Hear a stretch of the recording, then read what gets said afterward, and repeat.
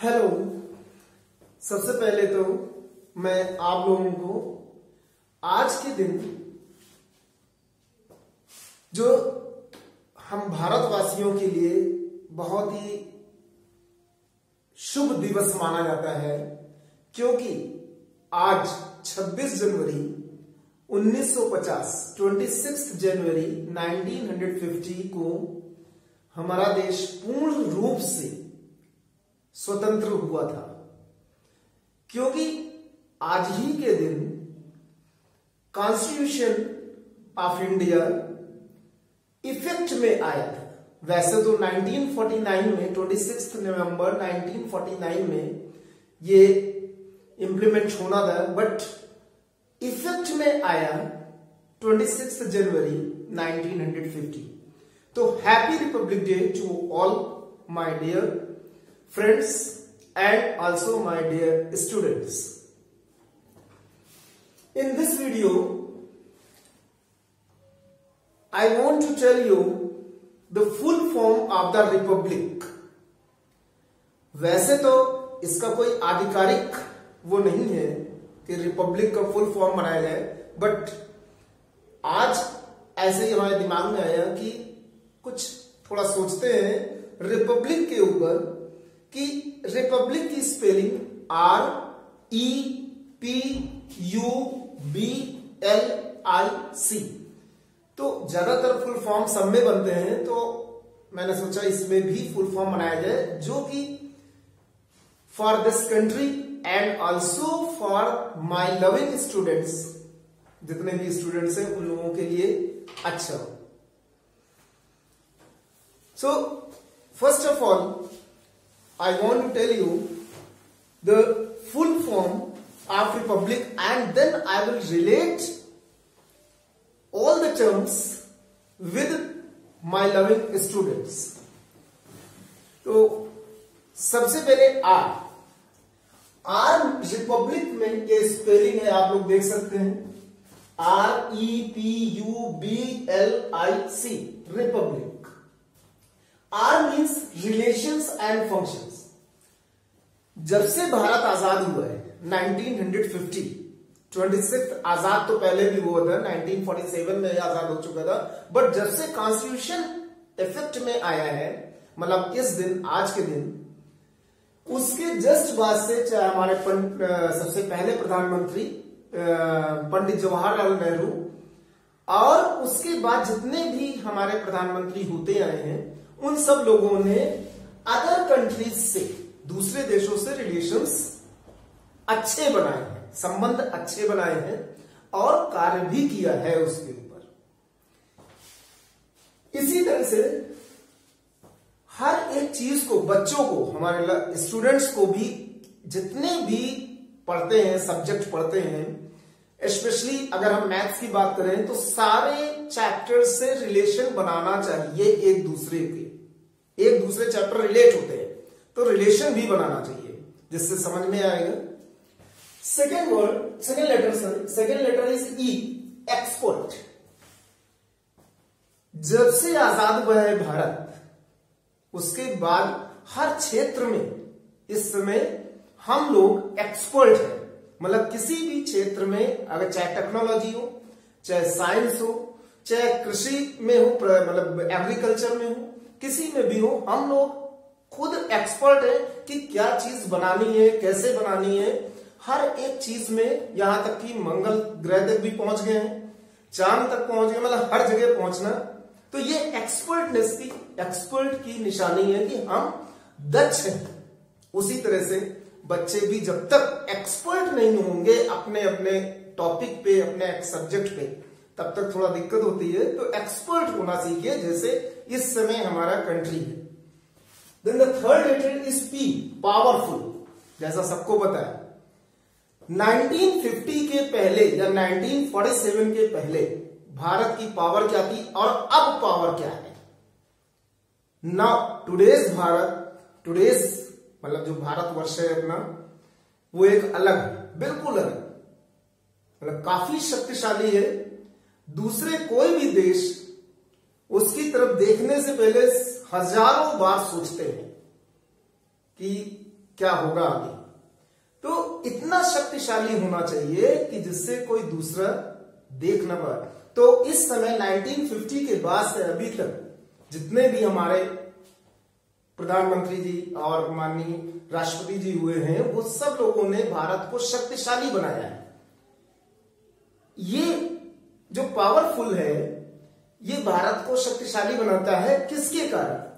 आप जैसे स्टूडेंट्स के कारण, क्योंकि जो पढ़ेंगे, अपने ब्रेन को पावरफुल बनाएंगे, तो वो भारत भी पावरफुल होगा, अपना देश भी पावरफुल होगा। Fourth letter is U, unique. Unique शब्द ही एक ऐसा शब्द है जो अपने आप में यूनिक है, बेजोड़, अद्वितीय, मतलब बहुत ही बिल्कुल डिफरेंट, किसी से मेल ना खाना, एक टाइप से बिल्कुल अलग वर्ड है।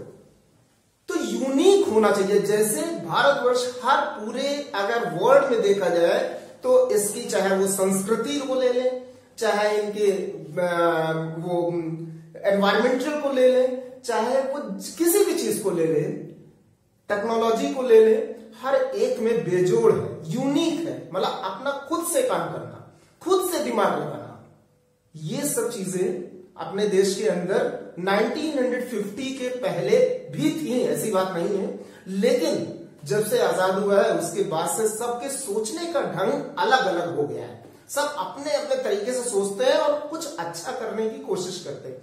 Similarly if students do the same thing, कि अलग सोचें, अलग तरीके से करें और कुछ मतलब लगे कि हाँ ये उन्होंने किया है, उनके मतलब यूनिक होने का एक अलग मतलब भी हो जाता है कि हम एक धारा में रह के ना चले, एक स्ट्रेट लाइन में ना चले, थोड़ा सा अगल बगल भी देखें कि क्या हो रहा है क्या नहीं, और थोड़ा अलग सोचे दूसरों से।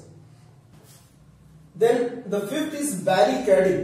बैरिकेडिंग, इसके आगे एक वर्ड है strong barricading.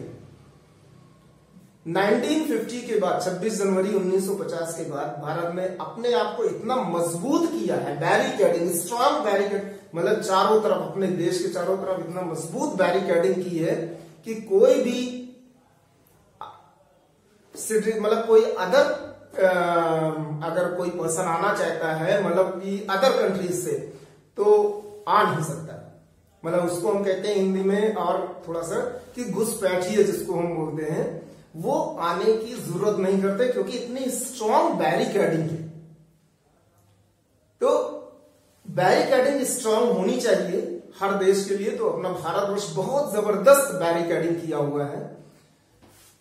The letter, next letter is L, lustre. Lustre एक ऐसा वर्ड है, चमक, शाइन करना।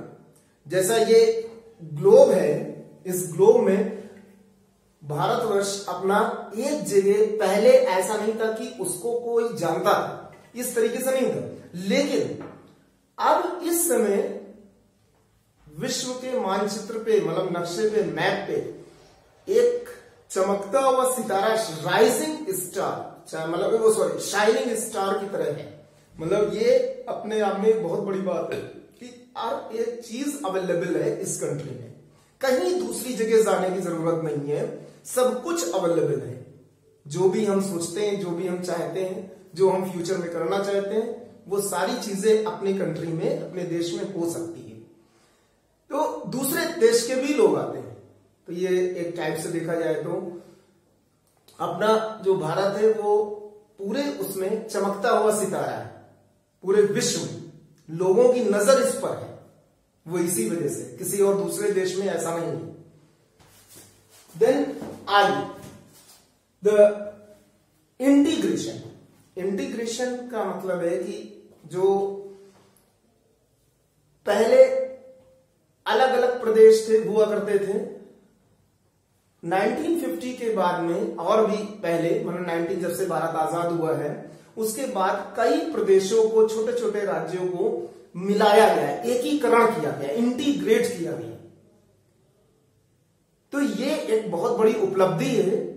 और अभी लेटेस्ट जो जम्मू कश्मीर को भी एक वो किया गया, राज्य बनाया गया, भारत का गणराज्य मतलब भारत का राज्य बनाया गया।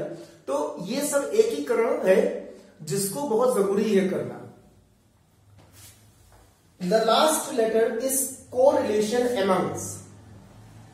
हम लोगों की संस्कृति को रिलेट करती है आपस में, हम सब लोगों को, जितने भी धर्म के लोग यहां पे हैं, हिंदू मुस्लिम सिख ईसाई, सब को रिलेट है एक दूसरे से।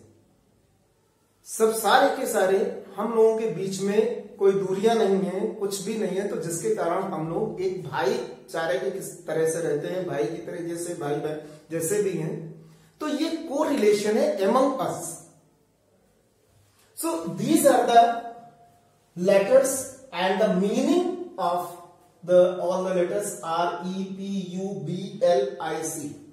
तो हम समझते हैं कि ये आधिकारिक तौर पे नहीं है, बट काफी कुछ मिलता जुलता है भारत के संविधान और इन लोगों से। मतलब जो हम लोग सोच रहे हैं, जो कर रहे हैं, जो हो रहा है, वो सब इसमें दिया गया है एक टाइप से।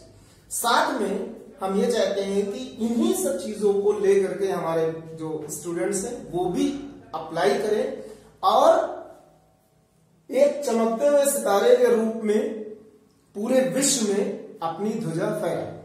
तो हर एक जगह पे सारे बच्चों का नाम, हमारा हम लोगों के भारतीय होने का नाम होगा, कहीं भी जाएंगे और भारतीय ही कहलाएंगे। Thank you. जय हिंद।